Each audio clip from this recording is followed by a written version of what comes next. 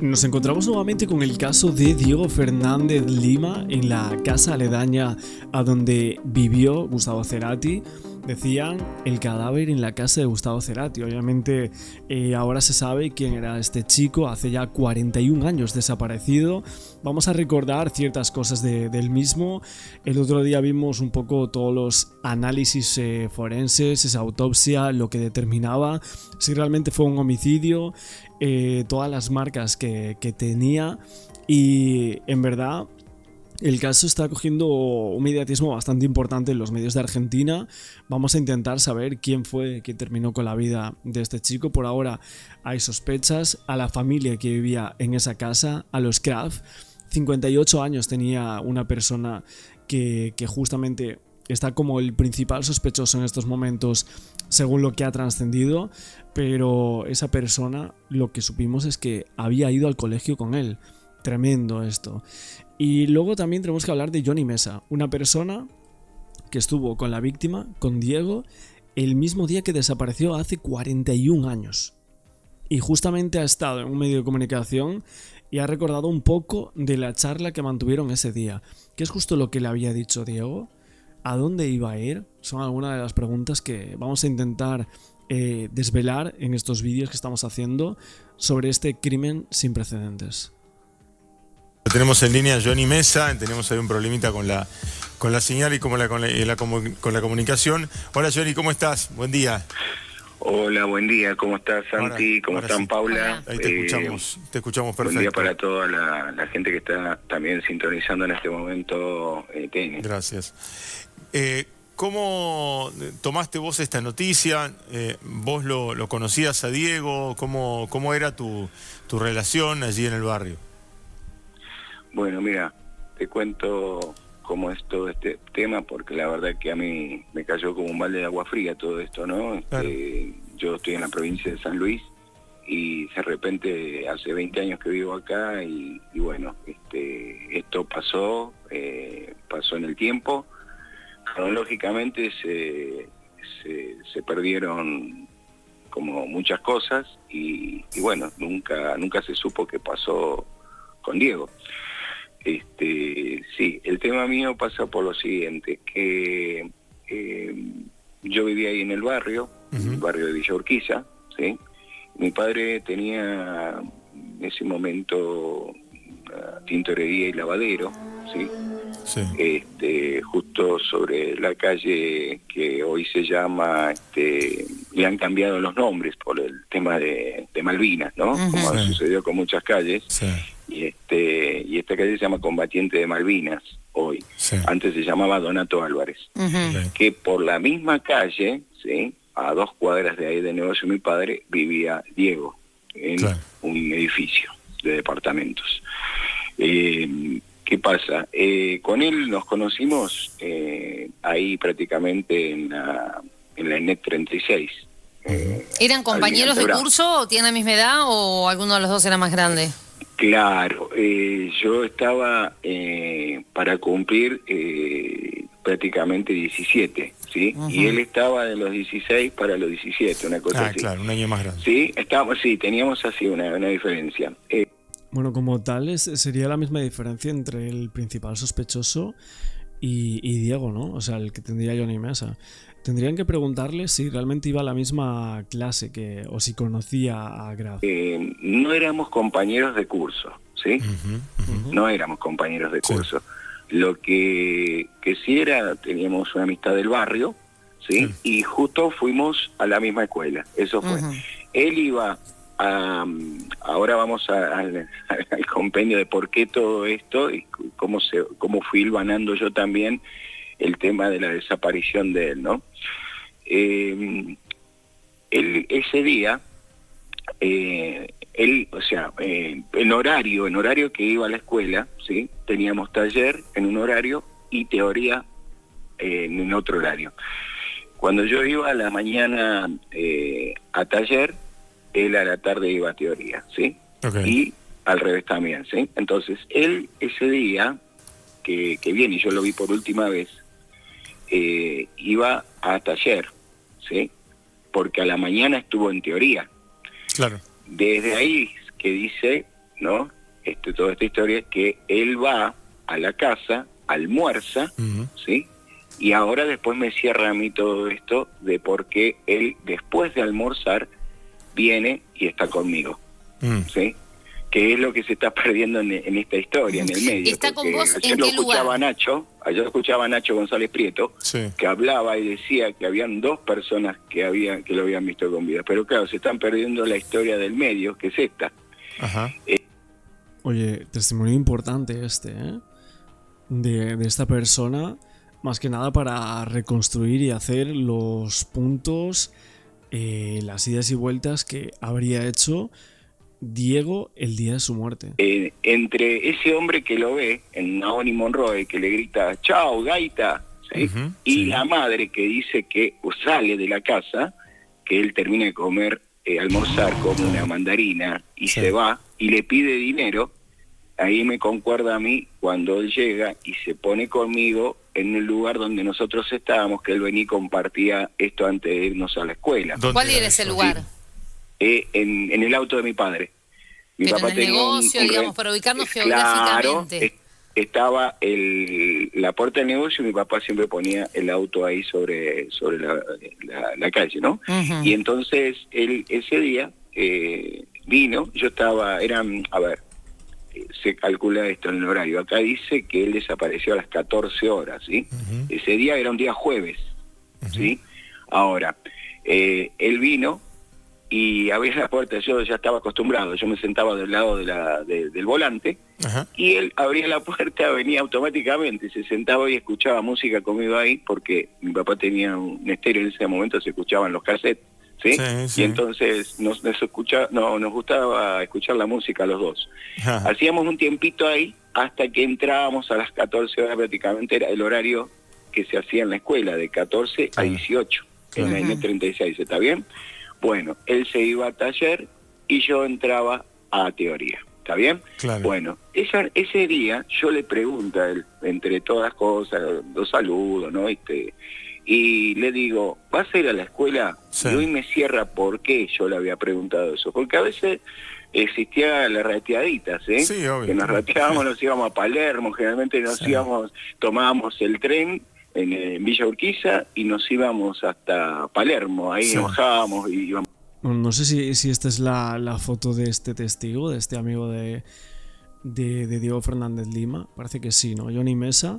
Lo que estuve viendo también es que había como un grupo que estaba público, o sea, que se podía entrar en Facebook, que era de exalumnos de El Rancho, creo que se le conocía, y un montón de periodistas entrando a este grupo para preguntar si podrían entrevistar a personas que conociesen, excursionistas, o sea, del sitio este donde jugaba al fútbol, de alumnos de su colegio, etcétera.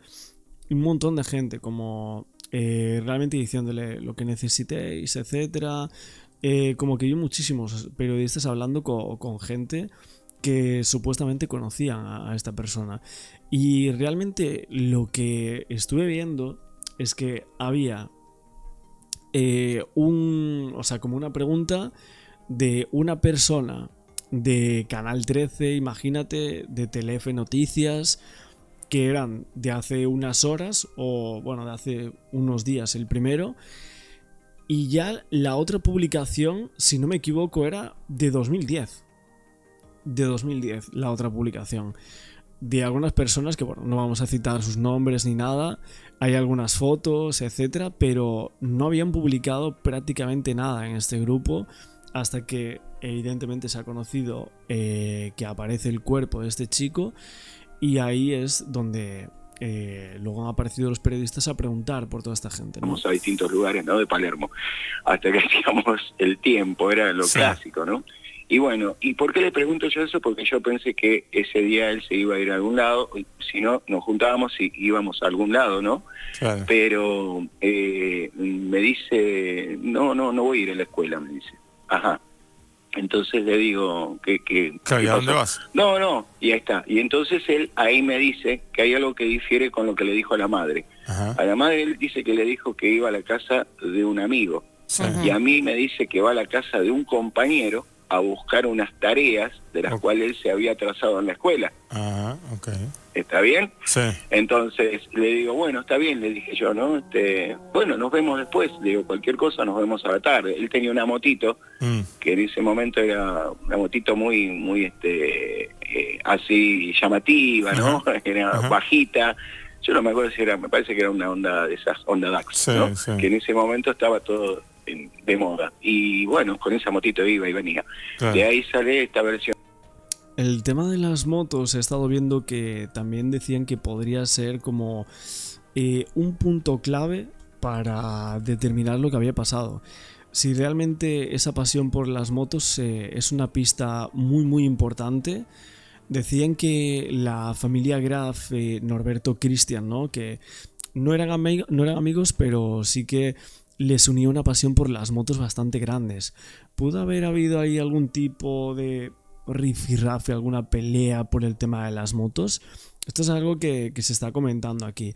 Obviamente en casa de esta persona está como sospechoso, tendrá que decir el por qué estaban esos restos ahí y porque ha dado 3 versiones distintas de un hecho, cuanto menos extrañas, ¿no? A primera vista. Donde él, la motito de él, se la atendía o se la veía a este chico, claro.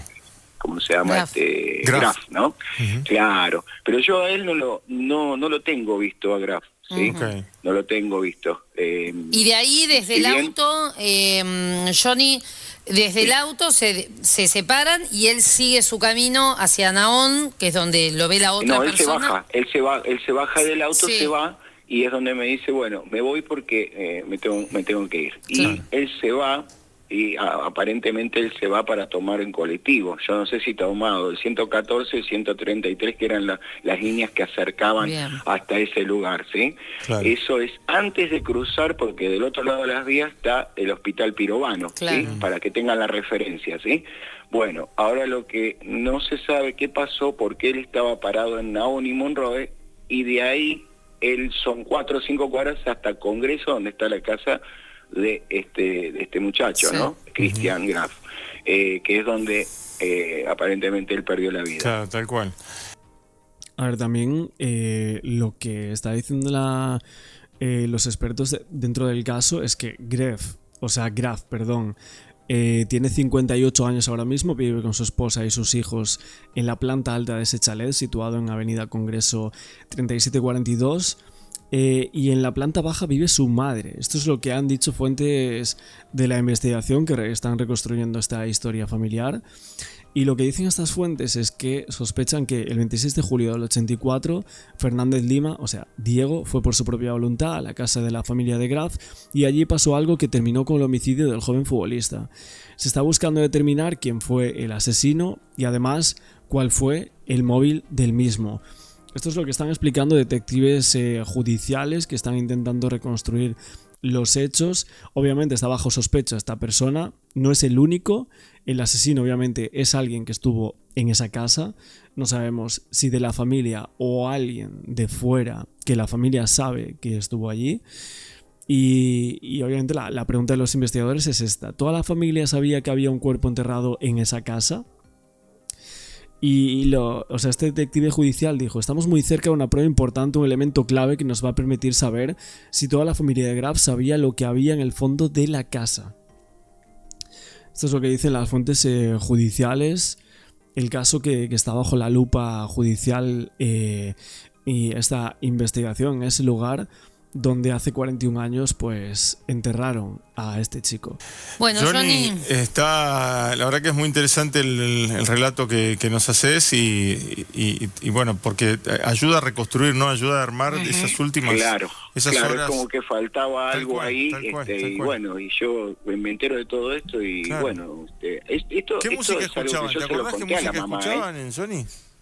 Perdón, esto es algo que yo se lo conté a la mamá. Claro. Antes, después que yo me entero. ¿Cómo me entero todo esto? El jueves él estuvo conmigo. El viernes pasa al día siguiente, yo voy a la escuela, todo, no dijeron nada. Pero el sábado yo me entero por un kiosquero de ahí de la zona. Voy a llevar un paquete de ropa a Roberto Mouso, al jugador de Boca, y bueno, porque era cliente de mi papá también, y el Colorado Suárez, que vivía en el mismo edificio de Diego, ¿sí?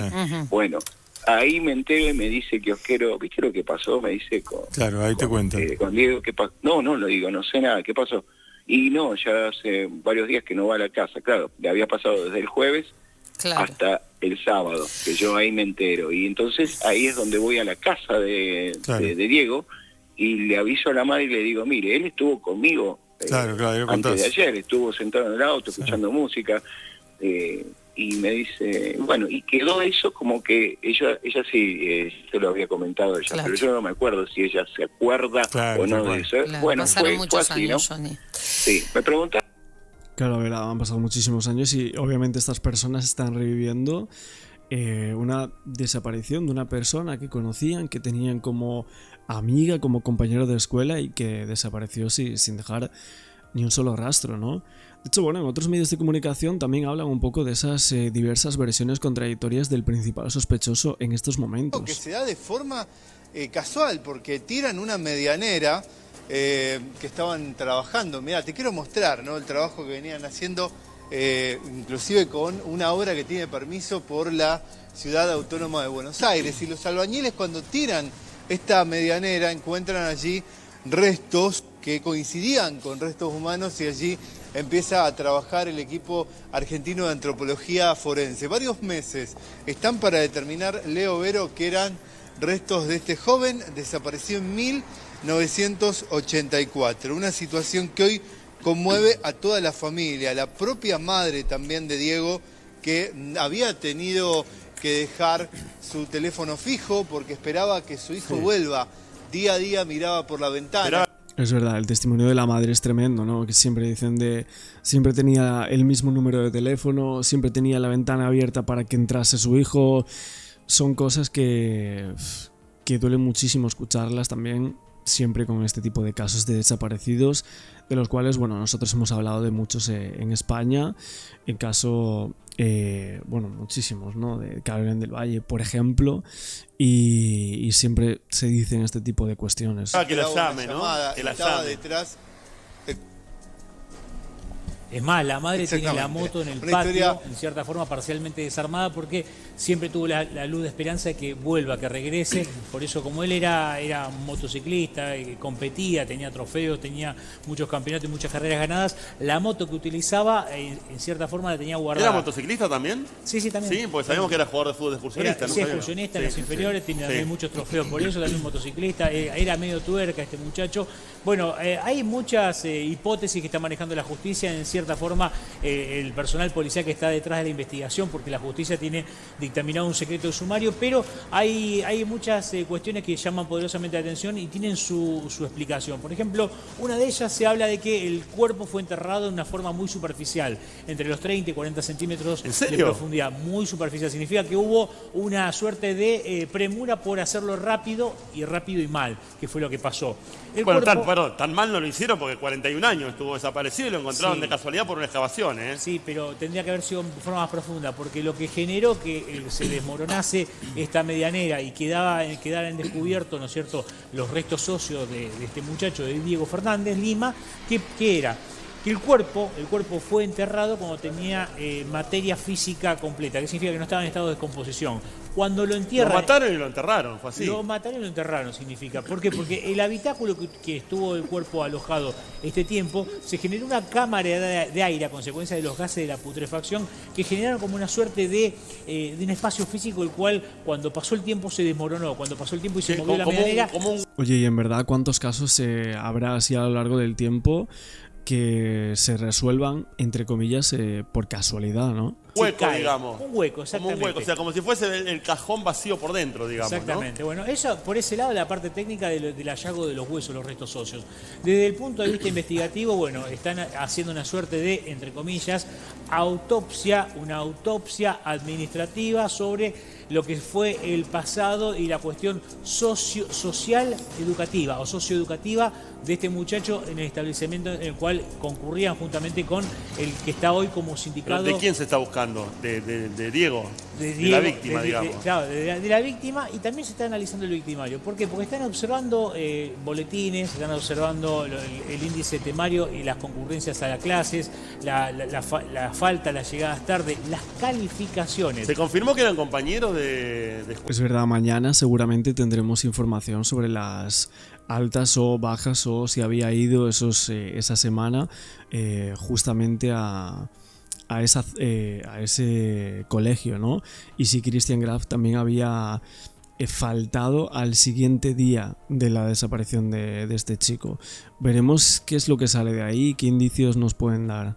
Sí, está confirmado que eran compañeros en el mismo establecimiento, ¿no es cierto? Y están analizando eso, que también llama la atención. También piensan los investigadores que pueda, dentro de todas las hipótesis que están manejando, el tema de una tercera en discordia, una tercera persona, una mujer, por un lado. Por otro lado también se habla... Pero para tanto tenían 15 años, 16 años tenían, Jorge. Una chica, puede pasar. Pero puede que mate a alguien, un compañerito de la escuela. No es descabellado que pase eso, Leo. No es descabellado bajo ningún punto de vista por parte, ¿no es cierto?, en base a la mecánica y el móvil de cómo se da este hecho criminal. Y también se habla de un adulto mayor, una persona mayor que sería una persona que estaría ligada a la iglesia. Atenti con esto.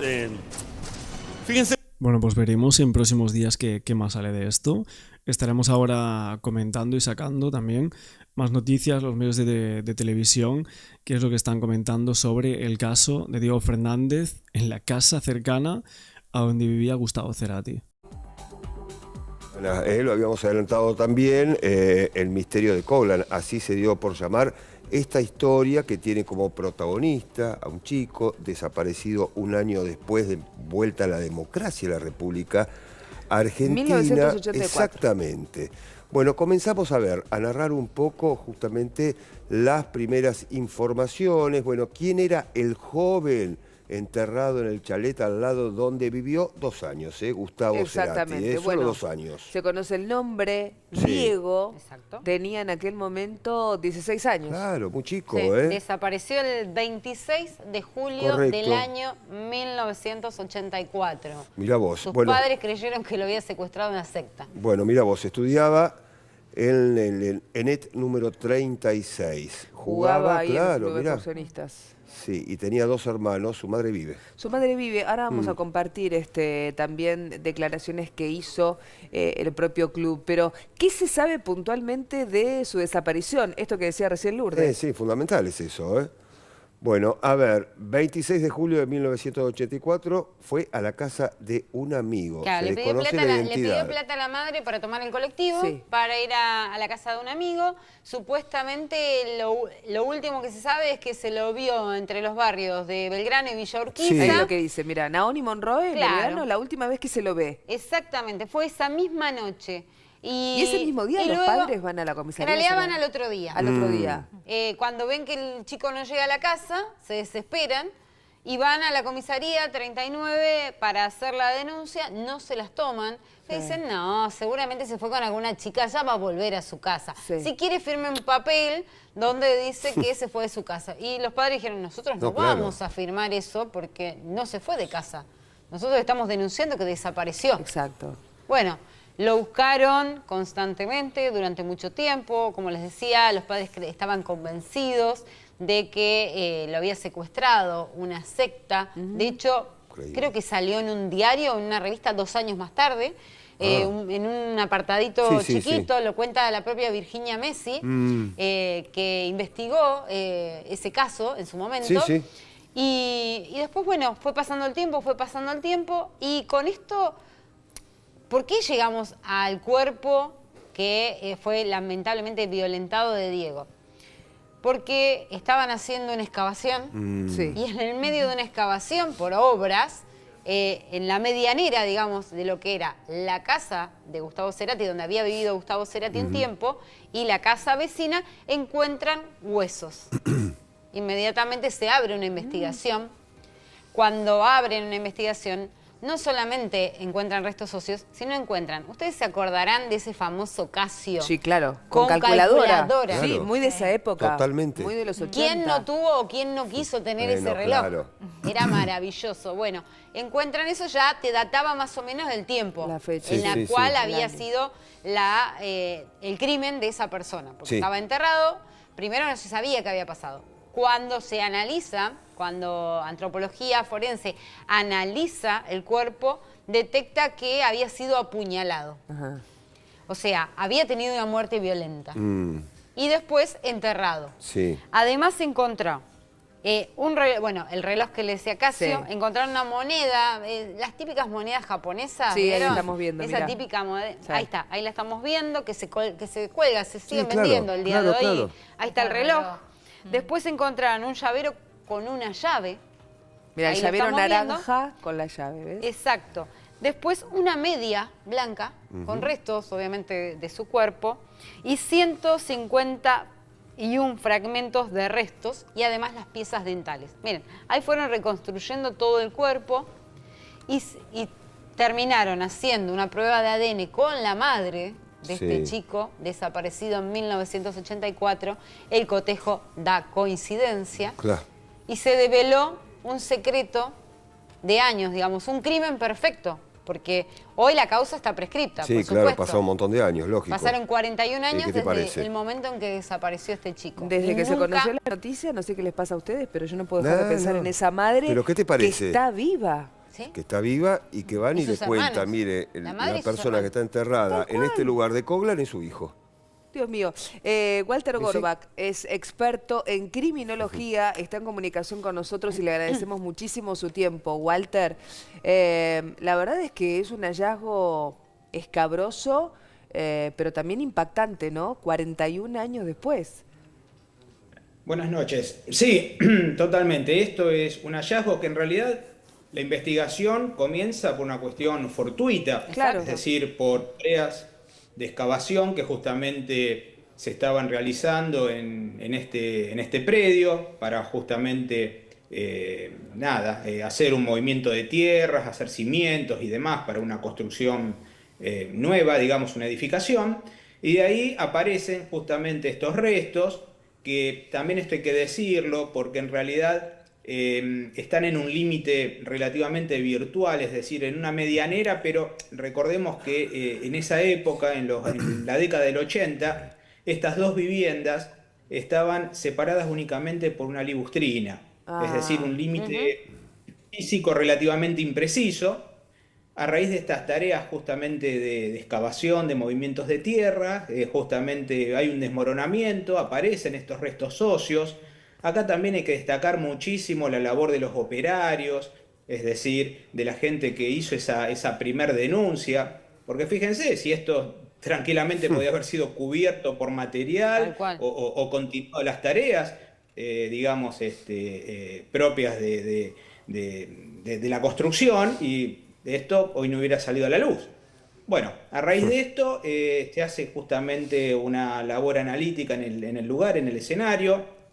Ustedes muy bien ahí relataron que se encontró un reloj Casio, calculadora, compatible justamente con la época de la desaparición de esta persona, y otros elementos, entre ellos justamente restos óseos, en una fosa relativamente muy pequeña, de 1,20 m de largo, por 0,60 centímetros de ancho y 40 centímetros de profundidad.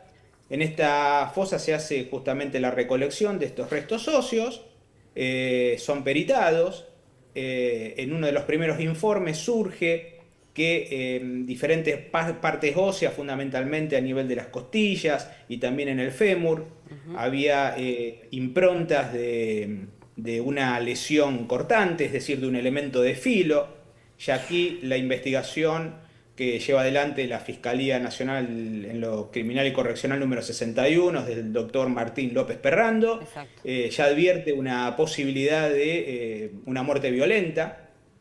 Esta muerte violenta, hasta ese momento, estamos hablando del momento del hallazgo de los restos óseos, que esto fue el 20 de mayo, hasta ese momento no tenían nombre y apellido, es decir, hay unos restos óseos. Claro. ¿Sí? Se suponía una muerte en principio violenta y nada más. Las tareas de la investigación hicieron hacer primeramente una recopilación de las desapariciones en ese relativo tiempo, 1980-1990, es decir, las denuncias que había justamente por paraderos y demás. Recordemos que en esa época el sistema informatizado prácticamente era inexistente para el Poder Judicial, lo cual hacer entrecruzamientos de causas no era tan viable. Habría que buscar justamente en los archivos en papel, muchos de ellos ya destruidos por el paso del tiempo, por inclemencias diversas, incluso por cuestiones de prescripción también. Acá también es un detalle muy importante, ustedes como medios de comunicación y otros, en la difusión de este tipo de noticias, porque bueno, muchas veces se cuestiona, digamos, a veces a los medios de comunicación cuando generan, digamos, contenidos, si se quiere, sobre presuntos crímenes, pero en este caso en particular esto ayudó a que un familiar de un desaparecido le dé aviso justamente en este caso al hermano y a la madre del chico que hoy ya tiene este nombre y apellido, ¿sí? Para que comparezcan justamente ante la fiscalía y se pueda realizar una tarea de labor de comparación genética. ¿Y cómo es esa tarea, doctor? ¿Cómo lograron identificar? Una prueba de ADN, ¿no? Exactamente, prueba de ADN que se hizo con la madre acá del fallecido, que repito, tiene nombre y apellido, es Diego Fernández, un adolescente de 16 años, y esa prueba justamente de cotejo genético dio positivo, y de esa forma, ahí se hilvanó la causa de justamente la desaparición de este chico en 1984, que sucedió en el mes de julio. De hecho, en la época hubo algunas publicaciones muy vagas, me refiero, o precarias, desde el periodismo gráfico. Recordemos, en esa época incluso hasta canales de aire, prácticamente eran 4 canales, entonces no había una difusión tan pormenorizada de la noticia como la hay hoy. Y bueno, a raíz de esto, surgió esta noticia, una noticia que por un lado es trágica para la familia, me refiero ese revivir de una circunstancia que ha pasado ya hace más de 40 años. Bueno, pero es muy mejor que no tener un cierre. Pero claro, que es, por supuesto, tal cual. Total. Digo, cierre... Una madre, Walter, hace 41 años, se viene haciendo la misma pregunta. ¿Dónde está mi hijo? ¿Qué fue de mi hijo? ¿Qué sucedió con mi hijo? Lamentablemente tiene la peor respuesta, pero por lo menos la tiene. Y va a dormir un poquito en paz. Gracias, Walter. Yo creo que sí. Gracias por el tiempo y por toda la explicación. ¡Qué bárbaro! Impresionante, es una historia increíble. Pero te lo dice cualquier especialista, ¿no? El duelo hay que hacerlo. ¿Y cómo lo haces? Bueno, con la verdad. Pero por supuesto. Era un chico de 16 años que jugaba en excursionista en la 6ª división, le decían el Gallego. Mirá. Y justamente el club del Bajo Belgrano, histórico del ascenso, ha manifestado a sus familiares sus condolencias. El Club Atlético Excursionista expresa su estupor y tristeza por las noticias acerca de Diego Fernández Lima, quien fuera futbolista de nuestra institución al momento de su desaparición. Enviamos nuestras condolencias y un fuerte abrazo a toda su familia y deseamos que su alma finalmente pueda descansar en paz. Allí abajo está la foto de Diego Fernández y hay unas palabras de un dirigente de la época, Daniel Viviani, que decía en ese momento que estaban mal porque no lo encontraban y que habían viajado a Montevideo en su momento con excursionistas, que recuerda cada abrazo justamente antes de los partidos en el vestuario. Y un detalle muy importante, cuando esa 6ª división, ya sin Diego, pasó a la 5ª, salieron campeones en las finales del ascenso, en su categoría, y se lo dedicaron con una canción típica que la pone justamente el dirigente de esa época. Decía, se siente, el gaita está presente. El gaita por el Gallego, Diego Fernández. Qué fuerte. Bueno, más noticias del mundo, a ver. En fin, digo para no... trabajo de hormiga, No, claro, es un trabajo difícil porque yo me imagino que la señora que vive en la casa de al lado se debe haber quedado sumamente sorprendida y que con los pelos de punta, los hijos, todos. Porque eran casas abandonadas. Yo me acuerdo que compré una casa abandonada. Pero donde ahora alguien vive sabe lo Flor. que pasó, porque digo, pasó tiempo, pero no tanto. Entonces digo, yo estoy segura que el asesino lo tiene clarísimo. O sea, tiene claro el asesino si es que está vivo. Claro, si es que vive. La persona, y alguien tiene que aparecer a decir, a mí me desapareció una persona en ese año. Por eso digo, ¿hasta dónde, muy complejo. ¿Hasta dónde termina la investigación? Digo, porque más allá de que hay un derecho, digo, de identidad, pero si nadie lo reclama, ¿hasta dónde llega la investigación? Claro. ¿Cuánto tiempo más se investiga? ¿Se entiende, Walter? Sí, es clarísimo, es clarísimo. Mira, a ver, acá el tiempo, digamos, de la investigación, acá lo fundamental, repito, va a estar hoy dado en la identidad de este cuerpo. Este cuerpo hay que identificarlo de alguna forma, independientemente de que esté prescripta o no una causa penal o que si es que lo hubo o no, no lo sé, algunos... Ay, qué lástima. Hay que identificarlo. Bueno, se va a cortar. Digo, también puede ser, pobre digo, hombre, también porque pueden esto es haberlo, plata, digo, perdón, también que en un momento... absolutamente, recursos. Ahora, Sí. yo digo, también lo pueden haber matado en otra provincia y haberlo traído y haberlo metido en la pared, ¿o no? Por eso no sé. Sí, todas esas variables son posibles, por eso acá es importante dos ejes. Uno, el registro histórico de las denuncias y causas judiciales de la época, de esa época. Otra es también el auxilio o la ayuda también de la población, en donde ya se está dando a conocer desde una edad aproximada de un joven, de un fallecimiento. Digo esto porque quizás ocurrió, como bien ustedes dicen, en alguna otra jurisdicción y hay alguien que ha perdido un ser querido con las características fisonómicas de estatura, de edad, de sexo de la persona, que también se puede acercar a la Fiscalía Nacional en lo Criminal y Correccional número 61 del doctor López Ferrando, para efectuar justamente algún tipo de declaración o algún tipo de manifestación. Pero si eso no existe, a eso va mi pregunta, Walter. Si eso no llega, ¿cuándo pasa? Claro. ¿Hasta cuándo? No, hasta que se descubra la identidad, dijo. Claro. Sí, hasta que se... Y la identidad hay que tratar de descubrirla de alguna forma. Digo descubrirlo porque acá hay un cuerpo, es decir, esto no es un animal que se encontró y uno tiene que dar vuelta a la hoja y archivar una causa. La identidad, aquel inconveniente el que se está dando actualmente es esa búsqueda histórica en donde, repito, la informatización del sistema judicial en esa época era muy precaria. Claro. Y donde hoy no se pueden hacer un cruce de datos como hoy sí se pueden hacer de provincia a provincia, jurisdicción a jurisdicción y ver las personas que están desaparecidas o que se reportó algún tipo de falta de paradero y demás y ir buscando por ahí. Claro. Pero sin identificar este cuerpo, y quizás anterior a la pregunta de ustedes, ahí sí la investigación va a estar estancada.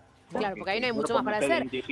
Porque a no quién se sabe pertenecía también, ¿no? Ese domicilio en esa época que estamos hablando, son muchos años, digamos, para establecer, porque no hay una fecha exacta o un año exacto en que pudo haberse causado esta muerte o homicidio. Homicidio, ya sabemos. Pero ahí es cuando aparece lo de Paulo que dijo. La historia, aparece la historia de qué pasó. Claro. Ahí entra. ¿Quién vivía en ese tiempo, no? Y si fue una sola familia o fueron varias, porque hubo un momento en que la casa se vendió. Aparte si había una iglesia y si había un colegio. Claro, hubo un no momento. se sabe. Sí, igual pero supongo que todo eso se está investigando. Eso es muy anterior, Sí, eso es muy anterior. la iglesia es anterior. Claro, Sí. anterior a esa fecha. Igual quiero ser prudente. Si bien hay una ventana de investigación, me refiero a esta relativa data de muerte que se dio en este caso, también el hecho de la verificación histórica, de ver quién era el propietario, quiénes habitaban la casa, no necesariamente es un indicativo de vinculación con el cuerpo. Digo esto para poner un poco de prudencia en el sentido de que hay que ver en qué circunstancias este cuerpo fue A la persona la asesinaron, Walter. Claro, pero mi amor, pero sepultura. Si está enterrado en el fondo de vos tu imagínate casa. que estás en el fondo de tu casa y te aparece un muerto. No, pero está bien, pero a lo que quiero decir, ser el tenedor legal de la propiedad, tener el título de propiedad. Sí, no te hace el asesino. No necesariamente lo hace el asesino, porque hay que ver, en esa temporalidad hubo una reunión con terceros en esa casa, la persona, el propietario está de vacaciones. Digo esto para sí, está muy bien. En la investigación.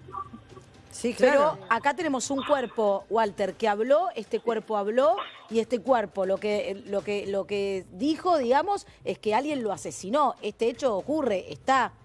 Eso es todo científico. Mira, lo que vos acabas de decir, se encontró un cuerpo, es un masculino de una edad de entre 15 y 19 años, y la causal de muerte tiene injerencia, y esto también lo digo un poco también en potencial, ¿no? La vinculación con algún elemento cortante o punzo cortante. Y eso es hoy lo que hay fehacientemente, más allá de obviamente, y esto se puede ampliar la investigación, en las dos viviendas, hacer una revisión, digamos, interna más profunda, las dos viviendas. Esto también lo estoy diciendo y me estoy adelantando a lo que puede ser judicialmente una medida ampliatoria, pero esto es lo que hoy hay. ¿Y los objetos que van a aparecer? No, también decía, bueno, a lo mejor en ese momento también había gimnasios y cosas, porque como dijo, nos contó Paulo, y ustedes con la investigación que están haciendo, se ve que el chico era deportista o hacía algo con sus brazos, entonces quizás había un gimnasio que enseñaba, no sé, tai chi o historias pueden haber miles, sí. ¿No? Que puedan decir algo de la identidad del chico. La identidad. El tema es la identidad. Una vez que tengan la identidad del chico, de la víctima, todo se va a precipitar. Pero también es un trabajo bastante El año exacto no se sabe. O sea, ¿qué periodo histórico? Es en los primeros años de los 90, por lo que tengo entendido, pero también es impreciso. No te va a dar una fecha exacta. Claro, estamos hablando, Walter, de restos óseos enterrados en tierra durante 30 años. Un año más, un año menos, es un montón. Pero ¿cuál es el margen, pero es poco, Walter? para analizar, ¿no? O sea, ¿qué margen de 4 años, 5 años, 10 años? Y ahí hay una ventana, digamos, que es un poco discutible desde lo científico, pero puede ser un más o menos 3 o 4 o hasta 5 años también, por la calidad o por la circunstancia en cómo se encontraron todo el sistema óseo. Pero, por eso digo, más allá de los elementos accesorios, ustedes recordarán que lo hemos charlado en una nota anterior, el famoso reloj calculadora, que apareció en la década de los 80 y demás. Pero bueno, esto también, repito, está dado en un nivel de acertamiento a esta data del fallecimiento que genera unas imprecisiones, porque bueno, los elementos que están son elementos óseos. Claro, realmente. Buena parte. Bueno, supongo yo ya me que pondré a escribir el libro, te digo. Sí, supongo que sí, es una novela, no se puede creer. Gracias, Walter, te agradezco muchísimo, te mando un beso muy, muy grande y vamos a seguir.